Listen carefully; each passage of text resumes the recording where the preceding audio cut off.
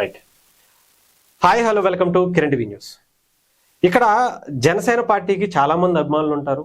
చిన్న స్థాయి నుంచి పెద్ద స్థాయి వరకు అందరూ పవన్ కళ్యాణ్ గారిని, జనసేన సిద్ధాంతాలని నమ్మి ఆ పార్టీకి ఓటు వేసి గెలిపించడంలో చాలా కీలక పాత్ర వహించారు.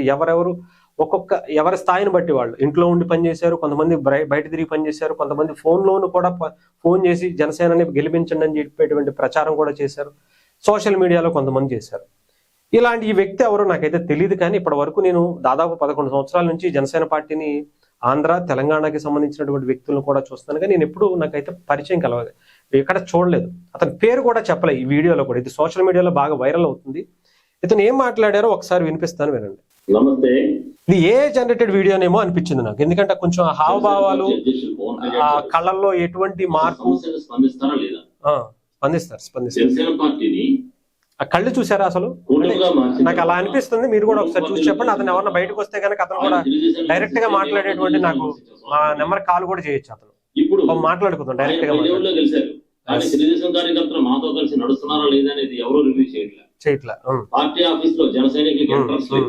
అవునా? Okay okay. పార్టీ ఆఫీసులోకి, జనసేన పార్టీ ఆఫీసులోకి ఎవరికి ఎంట్రన్స్ లేదంట. ఎందుకు లేదు అంటే, మీలాంటి కొవ్వట్లు ఉంటారు, మీలాంటి వాళ్ళు ఎంతో మంది జనసేన పార్టీ కన్నా ముందు ప్రజారాజ్యం పార్టీని సర్వనాశనం చేయటంలో కీలక పాత్ర వహించారు. అందుకనే ఎవరిని పడితే వాళ్ళని జనసేన పార్టీ ఆఫీసులోకి ఎంట్రన్స్ అనేది చేయటం అనేది కష్టంగా ఉంటుంది. అంతేకాకుండా ఆ పార్టీ ప్రజెంట్ ఇప్పుడు కన్స్ట్రక్షన్ జరుగుతుంది. ఆ పార్టీ కంటూ ఇప్పటి వరకు ఒక బలమైనటువంటి ఆఫీస్ లేదు. ఏదో రేకుల షెడ్లో ఆయన నడుపుకుంటున్నారు తప్ప, అలా చూడడానికి అలా బాగుంటుంది తప్ప, అంటే పూర్తిగా అయిపోయినటువంటి పరిస్థితి లేదు. ఎందుకు ఇన్ని సంవత్సరాలు కట్టుకోవాల్సి వస్తుందంటే, ఆయన అప్పుడో సినిమా తీసి దాంట్లో వచ్చినటువంటి డబ్బుతో దాంట్లో పెట్టుకుంటూ సంవత్సరానికి 10 కోట్లు వస్తే దాంట్లో ఒక 5 కోట్లు ప్రపంచానికి సమాజ సేవకు ఇచ్చేసి, 2 కోట్లు పార్టీకి పెట్టి, ఇంకో 2 కోట్లు పిల్లలకి ఇంట్లో అంత స్టాఫ్ అంతా మెయింటైన్ చేసుకుంటూ 1 కోటి రూపాయలు మిగిలితే ఒక నెల రోజులు పని చేపిస్తారు, మళ్ళీ ఆగుతారు. ఇదే పని. అందుకనే రావట్లా. మ్యాక్సిమం ఏంటంటే లోపలికి వెళ్ళి మీలాంటి కొవ్వట్లు చాలా పనులు చేస్తారు. అవన్నీ నాకు తెలుసు, లోపల ఉండేటువంటి నేను చూశాను కాబట్టి నాకు కూడా ఐడియా ఉంది. సో అందుకనే మీలాంటి వాళ్ళని రానివ్వకపోవడమే మంచిది. ఇకపోతే ఇంకేం మాట్లాడారో ఒకసారి విందాం, ఒక్కొక్కటి దానికి సమాధానం చెప్తాం. మన అధినాయకుడు సమస్యలపై స్పందించడు. అవును, స్పందించకుండానే ఈ సమస్యలు తీరుతున్నాయి. మరి సమస్యలపై స్పందించరు. ఓకే. ఆవిడ రాజకీయ జీవితం దెబ్బతిన్నా స్పందించరు. ఆవిడ బెడ్రూమ్ లో అధినాయకుడు సమస్యలపై స్పందించడు. వినూత కోట గారి విషయంలో సమస్యలపై స్పందించరంట. ఆవిడ పర్సనల్ విషయాలు, రాజకీయ జీవితం దెబ్బతిన్నా స్పందించరు. ఆవిడ బెడ్రూమ్ లో సీసీ కెమెరా పెడితే పర్సనల్ అంటారు. అంతే. మరి వాళ్ళ బెడ్రూమ్ లో వీడియో పెడితే అది పర్సనల్ కాకపోతే ఈయనకి నాకు అవసరమా, లేకపోతే పవన్ కళ్యాణ్ గారికి అవసరమా? ఏం మాట్లాడుతున్నారు? పోనీ ఒకటి పెడదాం. ప్రతి ఒక్కళ్ళు పవన్ కళ్యాణ్ గారికి సలహాలు ఇచ్చేటోళ్లే, ఎవరు పడితే వాళ్ళు. నిజంగానే పవన్ కళ్యాణ్ గారు ఆయన పెట్టినటువంటి సిద్ధాంతం ఏంటంటే, రాజకీయాల్లో ప్రతి ఒక్కళ్ళు ప్రశ్నించే తత్వం రావాలి, అవగాహన కావాలి, ఒక సామాన్యుడు కూడా రాజకీయాలు చేయగలుగుతాడు అని చెప్పి ఒక ప్లాట్ఫామ్ ఏర్పాటు చేసి జనసేన వేదిక మీద చాలా మందికి అవకాశాలు ఇచ్చారు. ఇప్పుడు ఉన్నటువంటి అంటే కార్పొరేషన్స్ లో చాలా మందికి పదవులు కూడా వచ్చి, ఎమ్మెల్యేగా గెలిచినటువంటి వ్యక్తుల్లో కూడా సామాన్యులు, నిరుపేదలు కూడా ఉన్నటువంటి వ్యక్తులు ఉన్నారు. అలాంటి వాళ్ళకి ఈ రోజు అవకాశం ఇచ్చారు. ఈవెన్ మీలాంటి వాళ్ళకి మాట్లాడేందుకు ఆయన, మరి మనిషో ఏ జనరేటెడ్ వీడియోలో నాకైతే తెలియదు, అదే చెప్తున్నా, వెనకాల మరి ఏం జరిగిందో తెలియదు. ఇకపోతే ఆయన ఏం మాట్లాడారు? వినూత కోట గారి విషయం చెప్పారు. అలాంటి రాజకీయాలు చేయటానికి పవన్ కళ్యాణ్ గారికి మీలాంటి సలహాలు అవసరం లేదు. అయితే ఇక్కడ ప్రతి ఒక్కళ్ళు పవన్ కళ్యాణ్ గారికి సలహాలు ఇవ్వటం అంటే ఏంటి అంటే, మీరు చెప్పినట్టు పవన్ కళ్యాణ్ గారు మీరు ఎలా చేయండి, పవన్ కళ్యాణ్ గారు మీరు అలా చేయండి, ప్రతి ఒక్కరు సలహాలు ఇవ్వటమే. మీరు ఒక పార్టీ పెట్టుకుని నడిపించి చూపించండి చూద్దాం, లేదా ఒక సర్పంచ్గా మీరు గెలిచి చూపించండి చూద్దాం. అది చేత కాదు. ప్రతి ఒక్కడికి మనకి ఇది తెలుసు అది తెలుసు, పవన్ కళ్యాణ్ గారికే సలహాలు ఇచ్చేస్తాం. మీలాంటి సలహాలు ఇస్తే ప్రజారాజ్యం ఏమైందో ఆల్రెడీ చూసాం. 10 ఏళ్ల పాటు ఇప్పటికి డిప్యూటీ సీఎంగా జనసేన కేడర్కి, జన సైనికుల్లో కావచ్చు, ఆంధ్రప్రదేశ్లో, దేశంలో ఒక బలమైనటువంటి ఇంపాక్ట్ చూపించగలిగిందంటే పవన్ కళ్యాణ్ గారి స్ట్రాటజీలు, ఆయన ఆలోచనలు, ఆయన సిద్ధాంతాలు బలంగా నిలబడి నిజాయితీగా పని చేసుకుంటున్నారు కాబట్టే. నీలాంటి వ్యక్తులు ఇంకొకలాంటి వ్యక్తులు ఇంకొకళ్ళు వస్తే అయిపోయేది ఎప్పుడో. అర్థమైందా? మీలాంటి మాటలు వింటే. పైగా ఏంటి, వినూత కోట గురించి మాట్లాడారు. ఎందుకు పవన్ కళ్యాణ్ గారు స్పందించాలి? ఒక వ్యక్తిని మర్డర్ చేస్తే పవన్ కళ్యాణ్ గారు ఎందుకు వెనకేసుకురావాలి? ఒకవేళ వెనకేసుకొస్తే జగన్మోహన్ రెడ్డి గారికి పవన్ కళ్యాణ్ గారికి తేడా ఏంటి? సొంత తమ్ముడిని మర్డర్ చేపించి వాళ్ళ బాబాయిని హత్య చేపించినటువంటి కీలక దాంట్లో ఉంటే వెనకేసుకొస్తున్నటువంటి జగన్మోహన్ రెడ్డి గారికి సీట్ ఇచ్చి మరీ ఆయన గెలిపిస్తే ఆయనకి పవన్ కళ్యాణ్ గారికి ఏంటి తేడా ఏంటి అని ఆలోచించుకోవాలి కదా. అలాంటి రాజకీయాలు పవన్ కళ్యాణ్ గారు చేయమంటే ఎందుకు చేస్తారు, ఎందుకు చెయ్యాలి, ఇది ఆలోచించండి. ఇకపోతే పర్సనల్ విషయాలే, మీకు ఏదన్నా ఇప్పుడు ఆవిడ డెఫినెట్ గా మంచి లీడరే కాదనట్లా, ఆవిడ గొప్ప లీడరే, చాలా గొప్పగా జనసేన పార్టీ కోసం నిలబడింది, పని చేసింది. కాకపోతే ఎక్కడో ఒక చిన్న మిస్టేక్ చేస్తారు, దాన్ని కూడా పవన్ కళ్యాణ్ గారు సహించరు. అదే జరిగింది ఈరోజు. అక్కడ ఆవిడికి ఏదైనా ఇష్యూ ఉంటే అవతల వ్యక్తి ఏదైనా బెదిరించి అతనితో వీడియో తీపిచ్చుంటే అది బహిరంగంగా ఒక ప్రెస్ మీట్ పెట్టో, పోలీసుల దగ్గర పెట్టో, పవన్ కళ్యాణ్ గారి దగ్గర పెట్టో, ఇదిగోండి మా డ్రైవర్ ఇలా చెప్తున్నాడు మీరు వినండి అని చెప్పి మీడియా ముందో, పవన్ కళ్యాణ్ గారి ముందో, లేదంటే పోలీసుల ముందో చెప్పించుకోవాలి. అంతేగాని చంపేస్తారా, చంపేసేంత ఇది ఉంటుందా? అది ఎలాంటి నేరమైనా కానివ్వండి, ముందు ప్రజలకి అది తెలియచేయాలి కదా. అతని గురించి అతను లేకుండా ఇప్పుడు మనం ఇంకొకటో చెప్తే అది ఎంతవరకు కరెక్ట్ అనిపిస్తుంది? ఆలోచించండి. అతను చెప్పింది వేరు, నిజం అతని ద్వారా వచ్చింది వేరు. అంతేగాని ఇలా చంపేసుకుంటా పోతే జగన్మోహన్ రెడ్డి గారికి, పవన్ కళ్యాణ్ గారికి అదే రాజకీయాలు చేయమంటే పవన్ కళ్యాణ్ గారు చేయరయ్యా. ఆయన అలాంటి రాజకీయాలు చేయడానికి రాలా. ఇకపోతే ఇంకా చాలా మాట్లాడారో ఒకసారి అవి కూడా విన్నాం. కొట్టే కావ్య అంట. కొట్టే కావ్యకి సంబంధించి స్పందించకపోతే మీరు వెళ్ళి సమస్య పరిష్కరించారా? మీకేం తెలుసు కొట్టే కావ్య గురించి? కొట్టే కావ్య అనే ఒక మహిళ, ఒక చిన్న నాకు చెల్లెలు లాంటిది. తను చక్కగా ఇప్పుడు ఒక యూట్యూబ్ ఛానల్ ఓపెన్ చేసుకుని తను నడుపుకుంటుంది. తన భావజాలాన్ని పవన్ కళ్యాణ్ గారికి ఎంత కనెక్ట్ అయిందో చూసి తను కూడా అదే భావజాలంతో ఒక వీడియోలు చేసుకుంటూ తను లాయర్ గా కూడా పాస్ అయ్యి ఇప్పుడు రీసెంట్ గా లా పట్టా కూడా తీసుకుంది. అసలు ఏం తెలుసు? తనకు ఏదో ఇంటి సమస్య వచ్చింది. ఆ ఇంటికి సంబంధించినటువంటి సమస్య నాగబాబు గారు, అజయ్ గారు, అక్కడ సందీప్ పంచకర్ల వీళ్ళందరూ మాట్లాడి సమస్యను పరిష్కరించారు. మీకు ఏం తెలుసు? ఏది పడితే అది మాట్లాడేయటం కాదు, తెలుసుకునైనా మాట్లాడాలి. తెలియకపోతే కూర్చోవాలి అంతే. ఇంకేం మాట్లాడాడు? ఆకుల వనజ అంటే నాకు స్పందించరు. అయ్యప్ప నాయకుడు ప్లాన్ ప్రకారం జనసేన నాయకుడికి ఫోన్ చేసి దేవినేని ఉమ గారు ఆ వీడియో రిలీజ్ చేసి చిరి బాలరాజు గారి గురించి, పోలవరం ఎమ్మెల్యే చిరి బాలరాజు గారి గురించి దేవినేని ఉమ గారు వేరే అక్కడ ఉన్నటువంటి పెద్దలు రాంబాబు గారికి ఫోన్ చేసి మాట్లాడారు అని చెప్పి, దానికి సంబంధించి అది వీళ్ళిద్దరూ గొడవ పడితే వీళ్ళిద్దరూ అక్కడ టీడీపీ డెఫినెట్ గా టీడీపీకి జనసేనకి అంత బలమైనటువంటి కనెక్టివిటీ లేదు. కరెక్టే, ఈవెన్ చాలా నియోజకవర్గాల్లో అలాగే ఉంది. ఇక్కడ పార్టీల కోసం చూసుకోవాలా, వ్యవస్థ కోసం చూసుకోవాలా, ప్రజల కోసం చూసుకోవాలా?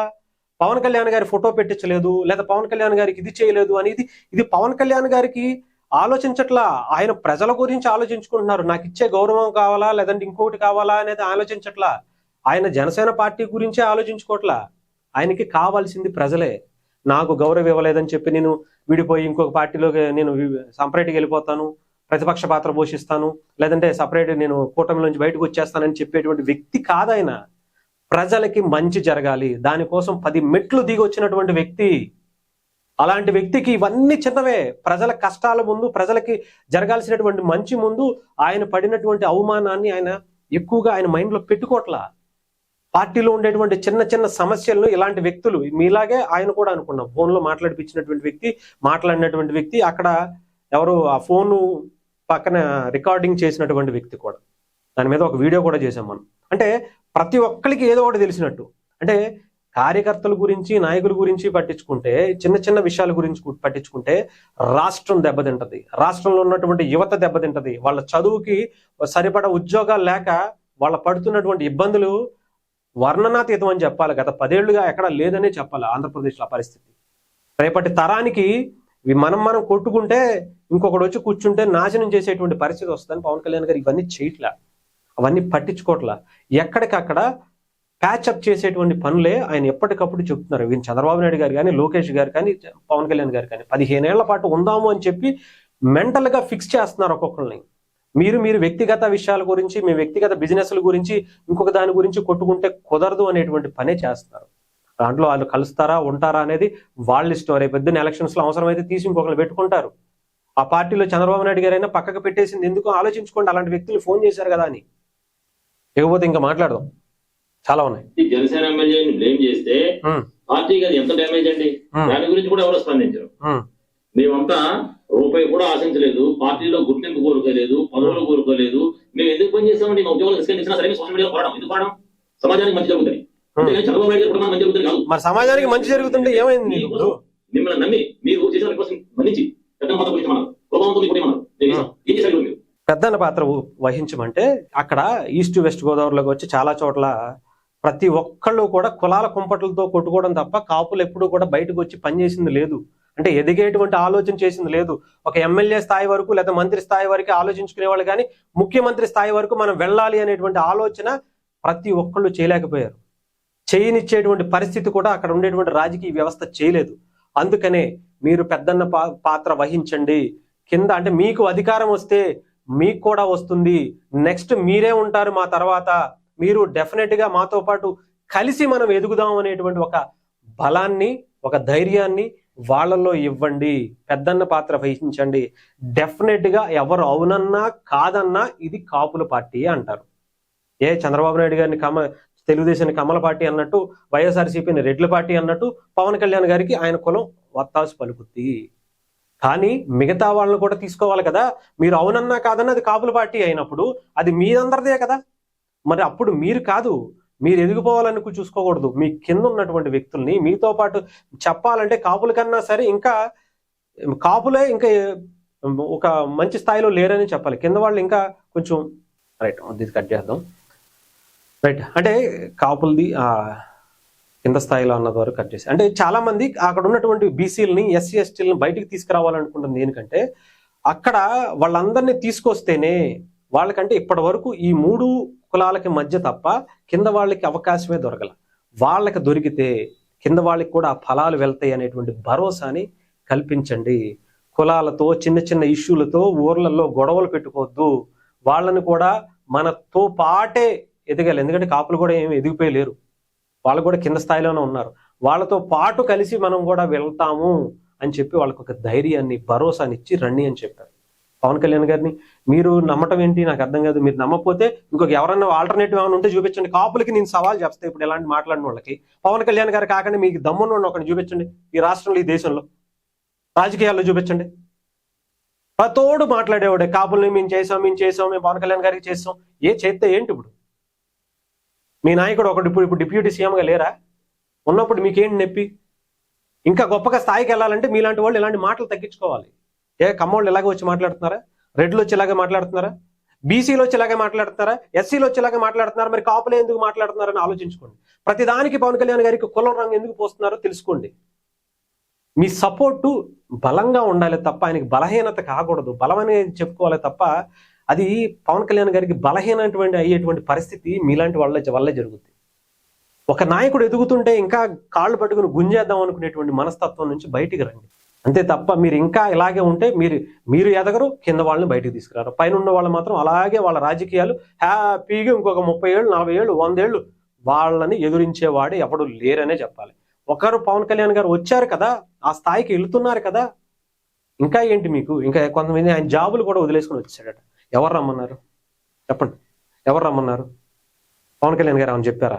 మొన్న కూడా వైజాగ్ మీటింగ్ లో కూడా ఒక అతను ఐటీ ఎంప్లాయ్ హరీష్ అని చెప్పేసి, తమ్ముడు ఎలక్షన్స్ ముందు అంట 2019 అప్పుడు ఇప్పుడు ఇలా వచ్చేస్తే కనుక సార్ ఇలా నేను మీకోసం వచ్చేస్తున్నాను సార్ అంటే, నువ్వు వద్దు, నువ్వు వెళ్ళి మీ ఇంట్లో పని చేసుకో, నువ్వు ఇలాంటి వాళ్ళు నాకు అవసరం లేదు, బాధ్యత లేని వాళ్ళు నాకు అవసరం లేదు, నీ ఇంటి తర్వాతే పార్టీ, నీ ఇంటి తర్వాతే సమాజం అని చెప్పారట.